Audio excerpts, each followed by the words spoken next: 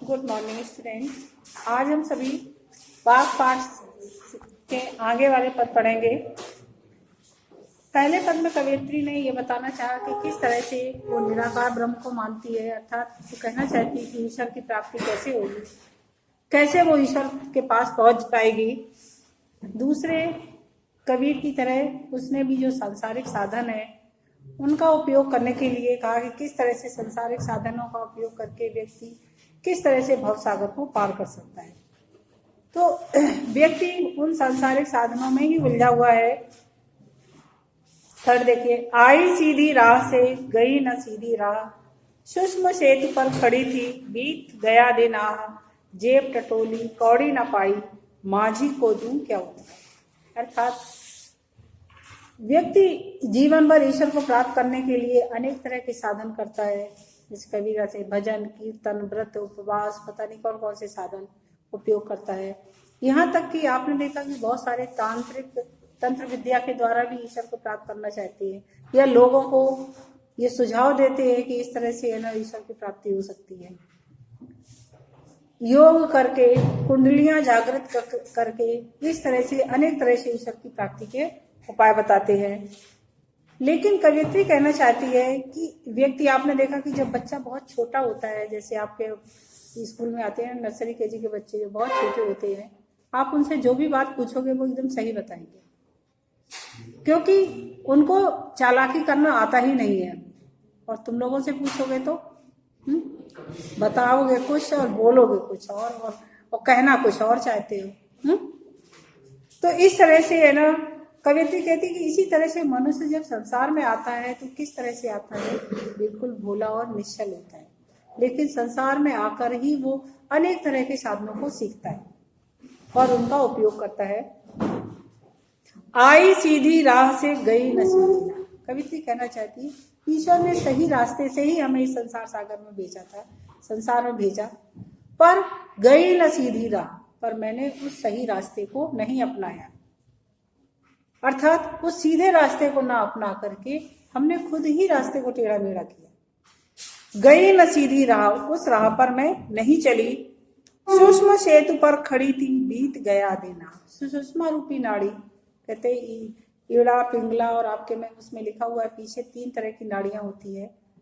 वो सूक्ष्म सेतु पर, सूक्ष्म सेतु का तो नाक के कहते नाक के पास होती है जिसके द्वारा हम सांस लेते हैं, उसी पर हमारा सारा जीवन बीत गया। सूक्ष्म सेतु पर खड़ी थी बीत गया देना, सूक्ष्म सेतु पर खड़े खड़े ही हमारा दिन बीत गया। और अनेक तरह के साधनों में हम इस संसार में लगे रहे आकर के, जेब टटोली कौड़ी न पाई। जब हमने इस संसार सागर से हमें जाने का समय आया तो हमने अपनी जेब को टटोला। क्या टटोला? जेब में पैसे रखने की जगह होती है ना, कि हम पैसे रखते हैं, पर भगवान के यहाँ तो वो पैसे चलते ही नहीं है। जिन पैसों को हम यहाँ पर इकट्ठा करते हैं वो तो ईश्वर के यहाँ चलते ही नहीं है पैसे, वो तो सिर्फ इंडिया में ही चलते हैं। यहाँ से बाहर चले जाओ तब भी वो पैसे काम नहीं आते, यदि हमने उसकी कन्वर्ट नहीं करवाया उसी देश की मुद्रा में, तब भी वो बेकार है पैसे। लेकिन हम उसको उन्हीं में ही अपना जीवन बिताते रहते हैं। तो ईश्वर के यहाँ कौन से है ना पैसे चलते हैं? कर्म रूपी पैसे। आपने कर्म क्या करे, संसार में आकर कितना उपकार किया, कितना दूसरों का भला किया है। धर्म और कर्म रूपी है ना जो देखे पैसे हैं, वही ईश्वर के पास चलते हैं, ये इस तरह के पैसे नहीं चलते।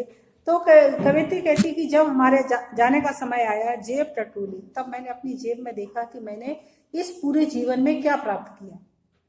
और जब हमने पूरे जीवन में ऐसे कोई धर्म कर्म किए ही नहीं है, किसी के प्रति दया और उपकार की भावना ही हमारे मन में नहीं रही है, ना हमने इस तरह के कार्य किए हैं, तो हमारे जेब में कुछ भी नहीं था। और जब हमारे पास कुछ भी नहीं था तो कौड़ी न पाई, एक भी कौड़ी हमारी जेब में नहीं मिली।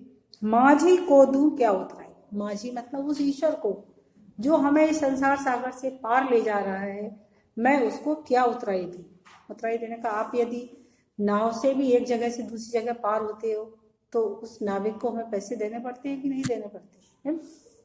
हम यदि देखे किसी से भी है ना कहीं भी जाएंगे तो उसका हमें किराया देना पड़ता है? लेकिन ईश्वर तो हमें इस संसार सागर से पार कर रहा है, अब यदि हमें संसार सागर से उसने पार किया तो हम उसके बदले में उसे क्या दें, क्योंकि हमने जीवन भर इस तरह के कार्य किए ही नहीं, पैसे को एकत्रित करने में लगे रहे और वह पैसा जो वहां पर काम भी नहीं आता है। तो इसी को कहना चाहती है लेखिका कि माझी को, उस माझी अर्थात उस ईश्वर को मैं क्या दूं, या क्योंकि वो उन्होंने हमें संसार सागर से पार लगाया तो उन्हें संसार सागर से पार लगाने के प्रश्न में क्या उतराई दूं। कवियत्री कहना चाहती है, थल थल में बसता है शिव ही, भेद न कर क्या हिंदू मुसलमान, ज्ञानी है तो स्वयं को जान, यही है साहब से पहचान। आगे कवियत्री कहना चाहती है कि हम सब उस ईश्वर को याद करें। कौन सा ईश्वर? जो थल थल में बसता है, प्रत्येक जगह व्याप्त है। कहते हैं ना, हमारा ओमकार शब्द है जो वो हर जगह सृष्टि में हर जगह व्याप्त है। तो थल थल में बसता है शिव ही, भेद न कर क्या हिंदू मुसलमान, कौन हिंदू है और कौन मुसलमान है, इस तरह का हमें आपस में भेदभाव नहीं रखना चाहिए। हमें उस ईश्वर को याद करना। शिव माने जो कल्याण कारक है। आप देखते शंकर जी को एक हम शंकर के नाम से बुलाते हैं, दूसरा शिव के नाम से बुलाते हैं।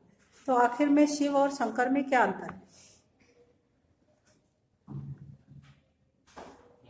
शंकर का अर्थ तो विनाशकारी होता है और शिव का अर्थ होता है कल्याणकारी। फिर दोनों में अंतर क्या है? कभी कभी आप देखते होंगे कि ये इधर बैठो, पढ़ाया आगे जा रहा है या पीछे?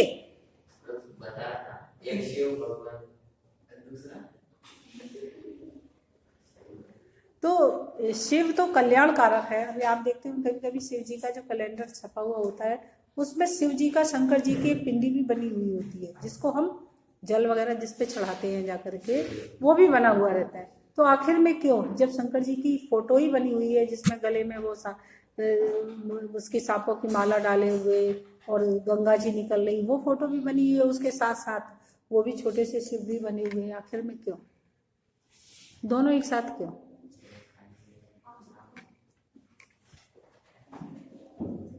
एक शिव का, क्योंकि शिव जो हमें देखे इस मंत्रों में जाकर के जिसके ऊपर जल चढ़ा करके उस पिंड रूप में जो उनकी उपासना करती है, वो शिव है हमारा कल्याण कारक, जो सबका कल्याण करता है। उसकी आराधना ब्रह्मा विष्णु और शिव तीनों ही करते हैं। और ब्रह्मा का, वैसे ब्रह्मा विष्णु और महेश करके जो तीन देवता हमारे माने जाते हैं, उन तीनों में ब्रह्मा का कार्य है सृष्टि की रचना करना, विष्णु जी का कार्य है सृष्टि का पालन पोषण करना, और शंकर जी का काम है सृष्टि का संहार करना। तो उसमें वही ब्रह्मा विष्णु महेश तो वो है, लेकिन जो सबको उस निराकार को जिसकी वो आराधना करते हैं, वो शिव एक लिंग के रूप में ही विद्यमान है, जिसकी हम सब मंदिरों में पूजा करते हैं, जिसके ऊपर जल चढ़ा सकते हैं। तो देखे, आपने देखा कि अक्सर वो उस पर जल भी क्यों चढ़ाया जाता है? क्या विशेषता है उस पर जल चढ़ाने की?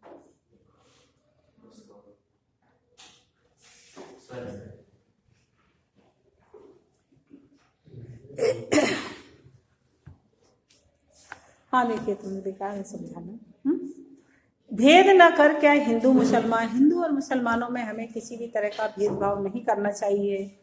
कवियत्री आगे कहना चाहती है कि यदि तुम संसार में कुछ ज्ञान ही प्राप्त करना चाहते या जानना ही चाहते, हम क्या जानते रहते हैं कि कौन किस धर्म का है, कौन क्या कर रहा है, इन सबको जानने में अपने समय को क्यों व्यर्थ करते हो? ज्ञानी है तो स्वयं को जान। यदि अपने आप को तुम ज्ञानवान समझते हो, ज्ञानी समझते हो, तो सबसे पहले अपने आप को जानने की कोशिश करो कि तुम स्वयं क्या हो।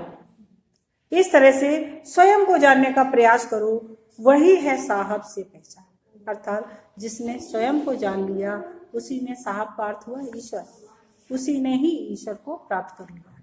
जिस व्यक्ति ने स्वयं को ही जान लिया वही ईश्वर से पहचान कर पाएगा। हम सबको अपने आप को जानना आवश्यक है, क्योंकि हमारे अंदर ही है ईश्वर व्याप्त है, और हमारे अंदर वो सर्व शक्तिमान जब ईश्वर जिसके अंदर व्याप्त है, वो क्या करने में सक्षम